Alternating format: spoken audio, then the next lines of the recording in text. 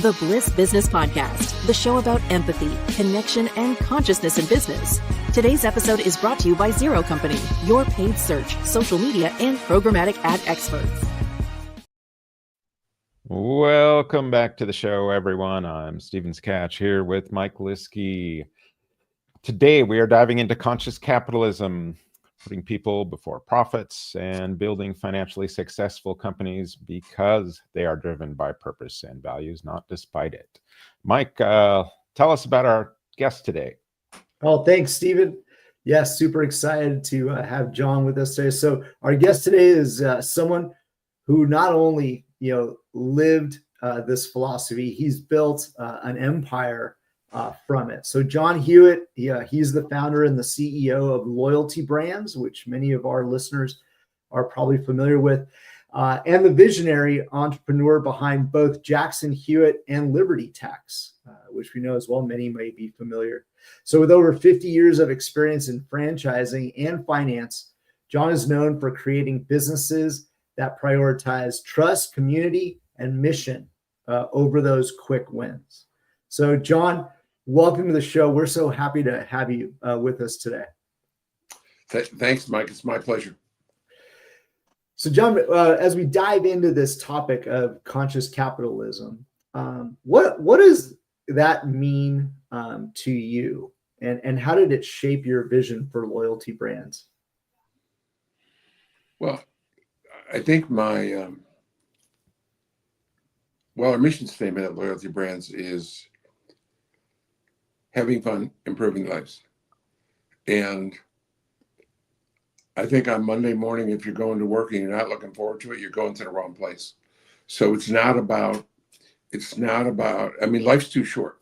You have to find something you love to do. And if you live in a life of, thank God it's Friday, then you're living the wrong life. With me, it's thank God it's Monday. And then followed up with that is, when I was a kid, I knew I was cocky. Before you succeed, you're cocky. And then after you succeed, you're confident. So now I'm confident, but I used to be cocky. Same confidence, but without provenness. And, I thought I would, when I was a kid, I knew I was going to get rich. I was poor and I didn't know how. And I thought I'd just make a few $1 million and retire. And then I realized that what would I do? And I've been blessed, incredibly blessed, with incredible talent. It isn't about John Hewitt. It's about the talent I've been given and the blessings I have. So the most rewarding thing that I found in life is improving others' lives. I've created, with the over 5,000 franchises I brought in, 1,000 of them become millionaires. And many, many more have been set for life or changed their lives dramatically. So again, there's nothing more rewarding than that. And while I see most people retire, and I don't begrudge them that. I mean, I'm at the pinnacle. I'm 76 next month, and I'm at the pinnacle of my knowledge and my career and my expertise. And to go sit on a beach somewhere and not help people is just, it seems blasphemous. It seems what a waste. I've been given all this talent and this experience, and you need to give back, pay it forward. Yeah, that's quite a legacy. What is 1,000 millionaires in there? John, when did you come across the idea of the fun part of business? Was that early on, or did that take a while? No, I've always lived a life of fun. People ask, I don't vacation. People say, when do you vacation? Well, every day I work and every day I have fun. So fun is part of my life, and it starts with not just only a sense of humor. It starts with the name of my book is I Compete. It starts with competition, and constantly during the day, if I'm arguing with someone, I'll bet them $1. I don't bet $5 or $10 or $100 or $1 million. I bet $1 at a time. And I was at my bridge partner for over 50 years. We were at a bar waiting to go into dinner, and we were arguing about who's don't fire until you see the whites of their eyes or something like that, and whatever it was. And I said, I'll bet you $1. My friend said, no, I'm not betting. And the guy next to us, a stranger, said, it's only $1. And he said, you don't understand. I'd rather lose $20 to him than to lose $1 to him. So it's a constant competition, constant fun, and loving life. I've been blessed, and I appreciate it. I think, John, one of the things ahead, I was, go ahead, Stephen. No, go for it, Mike. One of the things I was sort of curious was the word loyalty brands and how you came up, particularly with the term loyalty. Hearing you sort of learning a little bit now about your philosophy and hearing you talk a little bit, I might get a sense of that. But maybe can you help our audience come to appreciate a little bit like how you came up with that name? Sure. In my last company at Liberty Tax, it was a public company worth about $500 million. And there was after 20 years of getting along and board meeting after board meeting being unanimous, the industry or the company had a bad year. And some people inside that have been with me 15, 20 years decided, venture capitalists, private equity, decided they wanted to take over the company. And so we had a civil war, and that lasted for about 1.5 years. And during that time, one of my favorite franchisees, two of them came to breakfast, and one of them said, we have an idea for you. Why don't you start a company called Loyalty with people that are loyal to you? Because almost everyone in the company, I had 2,000 franchisees and 500 employees, and almost everyone was on my side. But I had this tight group of people, including a couple officers, that were mutinying against me. And they said, why don't you call it Loyalty? And they came up with the name Loyalty. And then I said, well, brand loyalty brands, let's call it Loyalty Brands. So I came up with the brands, and that's how we named it. And it's apropos. My chief marketing officer will be 38 years, CFO 36 years, franchise development 33 years. I have 20 people that are with me 24 years or more. So I have an incredible loyal group of people. And the only way to get loyalty is to give loyalty. And so that's one of my blessings is I have been able to attract great people and keep them on board for decades. Thanks for sharing that, John. I know when people think about business, you're a lot of times we're thinking about, winning market share and maximizing on the margins. But a lot of what's left out of that discussion sometimes is the human connection, kind of like what you're talking about. Would you say you prioritize that more than other things, or evenly with those other things? Where does that human connection come to play? Yeah, I learned. I was about 40 years old before I learned what separated a really great company from a ordinary or bad company. And the companies I use to describe that in anecdotally is Walmart and Kmart, right? They first caught my eye back in the 80s when they both had about 700 or 800 locations, and they began to pass Sears. And I don't know if you guys are old enough to remember, Sears used to be a great organization. And I wondered to myself, as they began to diverge and Walmart became Walmart and grew and now is the largest employer in the world and Fortune 500 company, and Kmart went down the toilet and is married Sears so they could go bankrupt together. I wonder what the difference in the executive team was. Are the executives at Walmart smarter? Are they more educated? Are they more experienced? And obviously there can't be. You can hire the smartest or the most educated or the most experienced. So that wasn't the secret. So what is the secret? And I learned in my probing, I learned that it's the attitude and it's the culture of the organization, and that sets a great company. And there aren't very many great companies. In this country, when I ask groups of people, I'll commonly speak to groups of 30, 40, 50 people, and I say, how many companies can we agree on are great? And there's never more than 5 to 10 companies that everyone in the room will agree is a great company. I mean, it used to be Disney. I'm not so sure anymore with the recent things that have happened at Disney, or Federal Express, or there used to be great companies. But the key difference in my mind, in my opinion, is culture. And culture is not given enough credit to executives and people that study business. They don't give enough credit to having a great culture. Would you say, I know like Walmart, their culture was really around a lot of that purpose of like saving people money, I think. Would you say purpose is a key to culture and building that good culture? Well, I think that purpose is part of a bigger picture, the way I think of it. This is the way I think of it.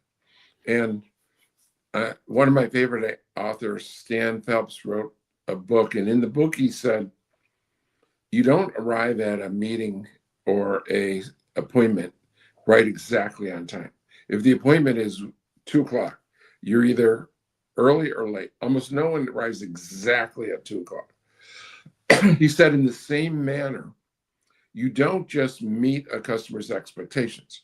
You either exceed customers' expectations or fail to meet them.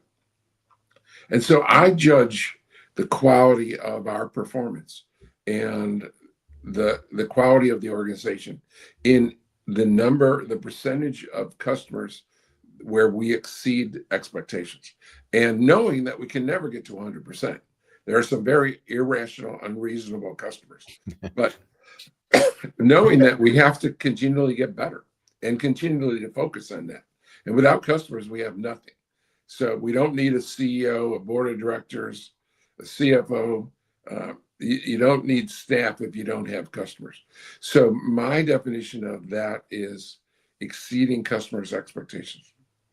And I think that's really a key. We talk about this a bit on this podcast, is that when you can build that emotional connection by exceeding those expectations, that's really where you get the loyalty. I mean, that brings us back to loyalty with those customers, is that they've built this emotional connection with you because you've, whether it's like you surprised and delighted them in some way, but you've brought that extra level that they weren't really expecting. Exactly. And, for example, with my tax preparers, I tell them, you're called a tax preparer, or now they'll call them tax pros or something, but that's not your job to prepare taxes.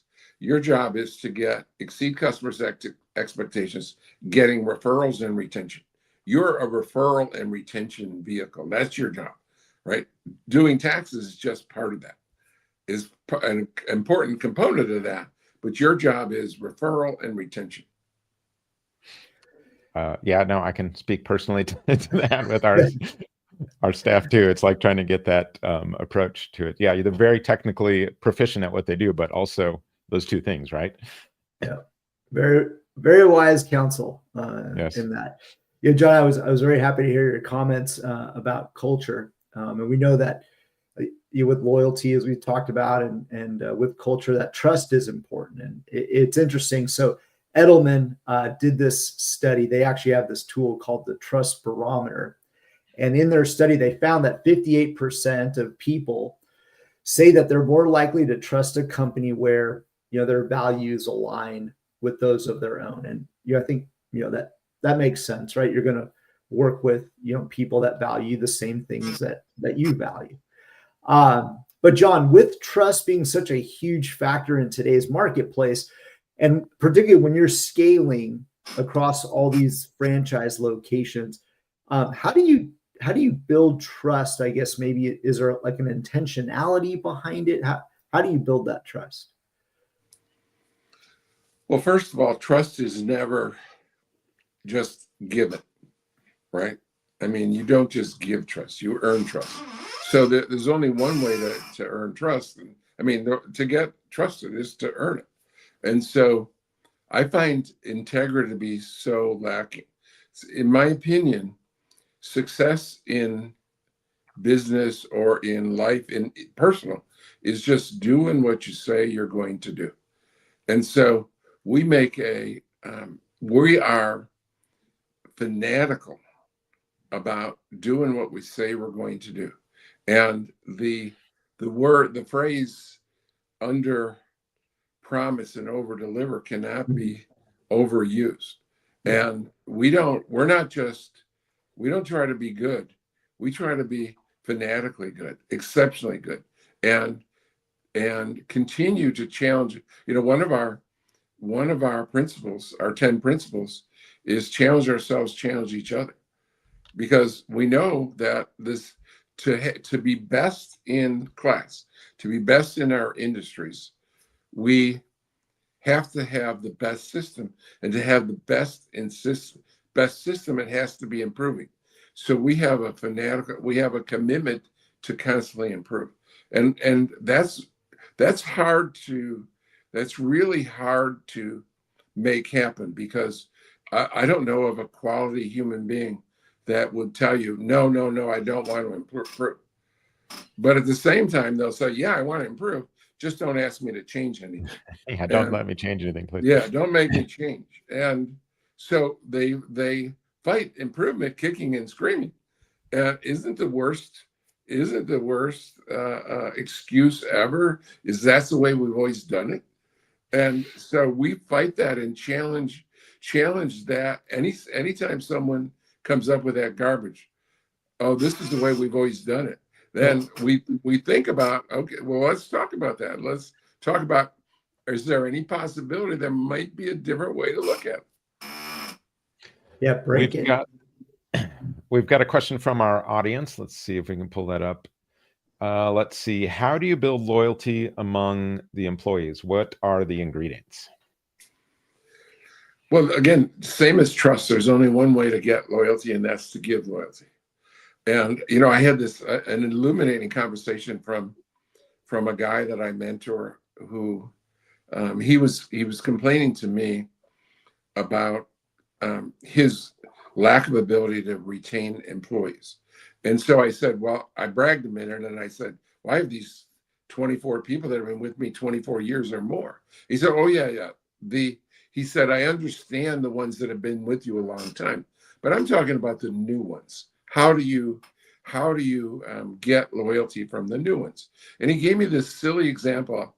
He said, for example, I had this guy that just started. He started November 1st, and he wanted to take a week off in December. And I said to myself, well, what's wrong with that? To him, that he didn't care about the employee. He cared about himself. And you have to put your employee first. I've found that most managers in this country think that their people have to make them happy. The people have to make the manager happy. While that's true, the manager's got to make the people happy too. So you have to constantly be thinking about creating an environment for your staff to prosper. And that includes possibility of being promoted, getting bonuses, giving them acclaim, giving them recognition.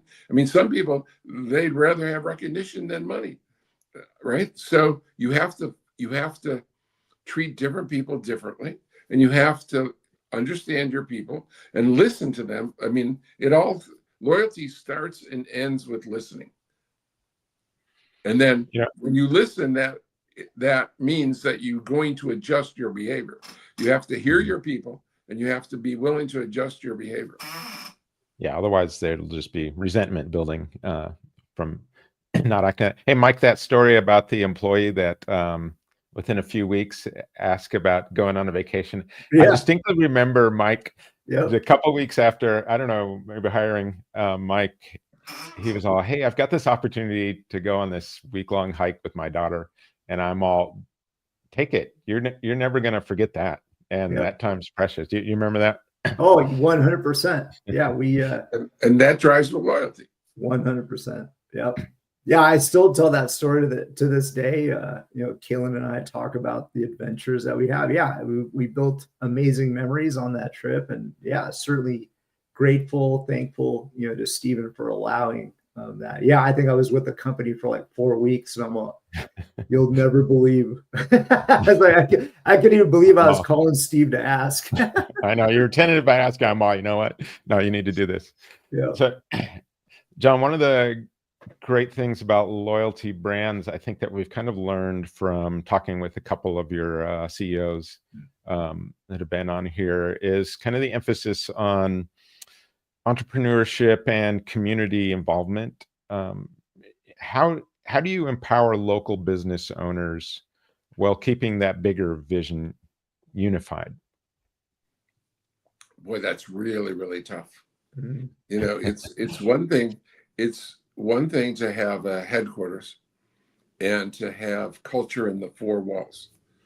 But once you get out to a second location or spread it, let alone spread it across the country, it is so difficult to get it to happen.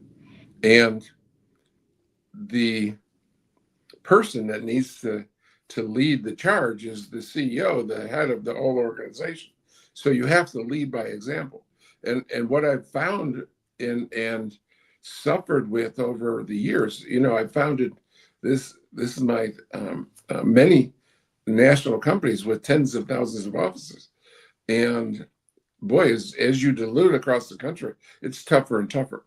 And as you dilute down levels of management, I tell my team something, and then it goes to the next level and it's diluted and mistaken. And or even if they wanted to understand, they don't always understand. And they'll say it differently or say it wrong. But sometimes they don't even agree and will undermine you. So there's only one way that I've been able to do that well, and that's to have national calls and be on the call. And so they get to hear it from the horse's mouth. It can't be passed down, and it can't be passed around from 500 miles away or 1,000 miles away or 3,000 miles away. So the only way to do that is to have a constant national presence of the leader, that so they can understand no matter what anyone's telling them in the middle, this is the value of the core. This is the core values of the company. And, we, as I alluded to in the earlier, that our 10 principles, you can't just say principles, you have to live principles. Mm-hmm. And so your leader has to be the most principled in the whole organization. And you can never be perfect. I was in church 35 years ago, and the minister said, every one of us sins every day. And at first I was shocked that he admitted he sinned every day. And then months later, it occurred to me, wait a minute, if we're not going to follow God's principles, who's going to follow John Hewitt's principles? And so it's a real challenge. And so it's just, you need to be in front of everyone at some point in order to try to make it happen. Do your best to spread the culture, spread the drinking the Kool-Aid. Yeah, I think this is that stage in business where you go from scaling, where you've got this culture, right? And then you go to scale, and you start to systemize things with that, trying to scale. And this is where a lot of that dilution happens, I think, is because we're losing some of that culture and some of those things when we systemize. And really, that's the thing we need to be focusing on a lot of the times. Is that's where we came up with like build, love into scalable systems for us, was because as we were growing, I'm like, I don't want to lose the love component to what we're doing. How can we keep asking that question kind of methodically, maniacally even, so that we don't dilute it. And guess we had on a few episodes ago was like, yeah, you got to put the cult in culture sometimes, because it's going to dilute as it goes down the, like you said, the system there. It's a really tough challenge. We came up with a program where we have after I came to that epiphany that no one's going to follow the system 100%, I came up with a system where you have a pad of paper with all the 10 principles on it, and you have a blank for the name, and you write someone's name, and then you check the box of which principle that they either violated or embodied, and then you write an explanation and you give it to the person. And we required our staff to, back at Jackson Hewitt when I invented this, to give 3 out a month. Now, most of them were positive because people don't like to give negative impact. But here's a Bliss component example of a negative. I foolishly let my CFO, he had a rule where you could only talk to his accounting staff. The franchisees could only talk from 2 to 4 p.m. And so this low-level new clerk gets a call at 4:15 from a franchise, somehow snuck through on the switchboard. And she said, "Oh, it's past 4 o'clock. I can't talk to you," and hung up. Oh, geez. So one of my other employees gave her a scolding on handed her. The CFO was furious, but he was wrong. People put policy over principle. And so I'm constantly lecturing my people. It's principle over policy. I hate all these rules that enable people to violate principles. Yeah, I always say, if you don't know what to do, what's the loving thing? Do the loving thing here. And, that's you maybe say love, I say principle. Yeah, exactly. I mean, it's the same sort of thing. I love that. I love hearing all the examples too of the systems, how you're kind of dealing with that. I really want to pull more of that from our guests, just because it's a fascinating part of the conversation to me. We've got a couple more audience questions here. This one's from Gabe Molinas. What intentional practices do you use to nurture a conscious and caring company culture? It's a lot of C's, Gabe. I gave half of the answer already in advance of the question, right? That I came up with that system, and I don't know of any other company in the country that has done that except for my company. So it's been, and you go around down the hallway and you'd see people, they would tape them on their wall. We called them mission moments. Then the title of the page is Mission Moment, and people would have them on their wall. Even some would put the negative ones. And I remember one guy was gleeful one time. I was speaking to all the employees, 400, and he came up to me and gave me a negative one in front of everyone. And there was this total nerd in technology, Ed Oklovich. He was so happy to be he had found something where I had violated I'd put that one on the wall myself. I'd be like, wow, that's good. This is a perfect example, people. Right.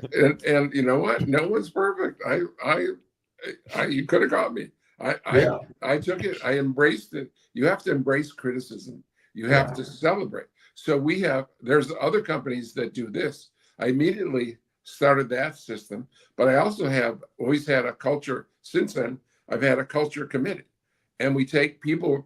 There are only 3 to 5% of my employees in my career who act like owners, who have that ownership mentality with a positive which includes positive attitude. We take the best of the best and have a culture committee, and their responsibility, they meet every week, and their responsibility is to spread culture. And today, even, we have a 4 o'clock call every Friday, and with the whole company nationwide. And there's, at the end of the call, run by the culture committee, there's, does anyone have a shout out, someone that they appreciate? And so it's constantly on everyone's mind that we strive to have a great culture. It's not just something that just hangs around like fog. We're striving and trying and thinking about it and working on it every week. It's not something that it's on a company balance sheet, and I've been CEO of 2 public companies. There's assets like machines and there's no culture, and culture should be on an asset. Yeah, it should. It is the number one differentiator. Preach, John. Preach. Yeah. There you go. It's the number one differentiator that makes you great. Yeah. Thinking about that, embodying those principles. Yeah, we have sort of this peer-to-peer giving where our staff gives each other gifts, and they always have to kind of tag a sort of principle related to the company, why they're giving that. And it does really help a lot, being able to make that front and center in our communications, and everyone sees that. And that culture committee too, we've added one of those too. Those are like you said, it really needs to be on the, I know some companies, some companies have like a triple bottom line, but you really need like the people, bottom line in there. We've got to. And I mean, I'd say, Steve, too, even, you're the points at the staff meeting every Monday, people look forward to giving their bliss, right? So it's not even the dollar amounts of those. So it's just a shout out to appreciation. It doesn't cost you anything to give somebody a compliment, All right, we've got another question here. Hi, John, Steve, and Mike. John, how do you stay grounded as a leader when things grow fast or feel uncertain? Well, let me give you an example of fast growth. And in my 56-year career, in my first 10 years at Liberty Tax, we had 0 offices, and H&R Block had 9,000, and Jackson Hewitt had 6,000. I had to compete with my own name, my own people, my own software, my own system, and 9,000 H&R Blocks. And we set out to be number one, and they have 9,000 offices, which is crazy goal, right? Crazy goal. Yeah, and I had to compete against myself. Well, we opened 4,000 offices in the next 10 years. Top 10 fastest growing franchisor ever. Wow. And faster than both them combined. So I've experienced great growth. I was with Block when 12 years. They went from 3,000 to 9,000 locations. Jackson Hewitt went to 6,000 locations. So exponential growth is always chaotic, and no one's certain. There's no certainty. There's only 3 certainties in life: death, tax, Benjamin Franklin. And Dennis Waitley said 35 years ago, he said, no, there's one more: change. And if you're going to grow, you're going to change. And it's always chaotic. But I only stay grounded for one reason, and that's my belief in God. That if it wasn't for my faith in God, I couldn't be grounded. I would be a basket case. So it starts with not only my belief in God, I understand how blessed I am, and I'm grateful every day. I never have a bad day because I start from a vantage point, being alive and healthy and living in the United States. You're in the top. I already started in the top 2% of people that ever lived. And so I'm grateful, and I'm counting God. That's the only way that I can stay grounded and sane. I gotta say real quick too, we really appreciate the guest questions, so keep them coming. And we got one more. We got one more audience question here. Let's pull it up. Let's see. How do you ensure your company's culture stays consistent across different franchises, cities, and even personality? It isn't consistent for sure. It isn't, even if it's in one building, there's inconsistencies. And I saw recently, Gary Vaynerchuk's pretty famous, and I saw him he said it very well the other day on social media. I was skipping channels or whatever, and he said, hiring for attitude, hiring for culture is, you got to do that. But he said, even myself, and he's pretty cocky, he said, I'm only right 50% of the time when I hire someone, and therefore you have to fire quickly and promote quickly. So you're going to have toxic attitude.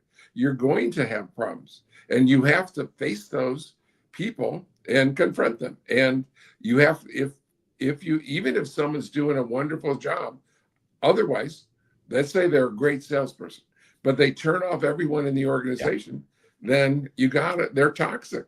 You cannot keep other great people if you allow toxicity in your group. So you have to be quick to cut out the rotten apples. Yeah, and I think a lot of companies, they don't even consider that in the equation. They're just looking at the numbers, right, of this one person who could be a maniacal sociopath and rising up just by the numbers, but at the same time, just wrecking culture, right? Yeah. Hey, Steve, if it's okay, I'd love to maybe jump to our purpose question and ask John if that's okay, because while we still have a little bit of time. So, John, as an agency, right, and here on the show, we agree with you, right, that purpose is a very important key to why we do what we do, right? So I love to ask all of our guests this question, so what would you say the role, or what do you think the role is of having a well-defined purpose for, say, the success of the organization? Well, I define the in ours, it's our mission statement: having fun, improving lives, and when all else fails, when you're making a decision as an employee, then if you're having fun and improving lives, then you are doing the right thing. And it's okay to violate rules on occasion, right? It's okay to talk to that guy in accounting after 4 o'clock. You're violating a rule, but you have to do what's best for the individual. And being in a franchise world, our mantra is happy, successful franchisees. So when you are supporting a franchisee in our system, I judge your behavior. Is that making a happy, successful franchisee? And sometimes they'll just say no arbitrarily. And instead of saying, I teach them to say, one of our principles is just say yes. Because don't say no, say yes if, right? And yes if they say, well, no, you can't expand, because, and without just no, you can't expand. Well, yes, you can expand if you have enough money and enough management. And then you have to show me you have the money and management, and then you get it. It's up to you. So just hold people accountable to happy, successful franchisees and improving lives. Yeah, I think one of our previous guests said purpose becomes the boss sometimes, right? Where, like, especially if you're a big company, you need that employee that's, several degrees separated from you to understand, hey, this is our purpose, and maybe this isn't the way we normally do things, but we're going to achieve that purpose if we, do this and do that. And it allows for a lot of creativity and innovation, I think, too, when you kind of empower people with that purpose. John, another question we ask every guest here on the show is, do you think love belongs in business? I'm not sure the word love. I think that what belongs in business is exceeding customers' expectation. Now, you could define that as loving, so I'm not sure the definition of the word love, the way you're using it, but what belongs in business is a commitment to exceed customers' expectation. And you could easily say that love is a component of that. Yeah, I think there's a lot of ways it can manifest itself in that, whether it's like empathy or compassion. And empathy would be really kind of in that customer, trying to exceed their expectations. This is what they're feeling right now. How can I exceed that, right? Yeah. People have different expectations. I love to do this little quiz. So I'll give it to both of you, and I want you to think of a number, right? You go into a restaurant and you're standing there and there's no maitre d'. And how long would it take for someone you're standing in front of the maitre d' stand and there's no person there. And you can't say a round number, 5 or 10 or 15. You have to say an unround number. How many minutes would it take before you would be aggravated? Not even a minute. I'm pretty patient, but I don't know. So when I get a room of like 30 people, and I say, write this down, and then you know what? There'll be 17 different answers. Mm-hmm. So when you say exceed expectations, right? Michael and I are the 1 minute guys. You can only exceed our expectations by being there in right seconds. There when we come in, right? Once you're not there, you've already failed. Right. With Stephen, you're patient. You could, if they're there in 2 minutes, you might think, yahoo, right? Because you were willing to wait 10 minutes before you got out. And I do the same thing with, like, when I sit down. I mean, how long does it take them to give me a glass of water or a menu? And everyone has different expectations. So exceeding expectations is not as simple as it sounds. You have to have a pulse of the community, the pulse of each person. Genius. Well, I can't even believe our time has gone by this fast, John. We're going to have you come back because I've got a boatload more questions, to be able to learn from you for sure. So, but it has been a very powerful question, John, and certainly your decades of success show what's possible when you lead with values, right? And you prioritize those. So for our listeners that want to learn a little bit more about you, John, or Loyalty Brands, where can they go to learn more? Not only can they learn more at loyaltybrands.com, but they can get a free copy of my book. Oh, perfect. There's a link on there to get a free copy of my book. So they can see my journey. Nice. Excellent. Well, thank you, John. And thank you to our audience for tuning in and some of the great questions again today. If today's discussion inspired you, subscribe and share the show. Until next time, keep building with purpose and leading with heart.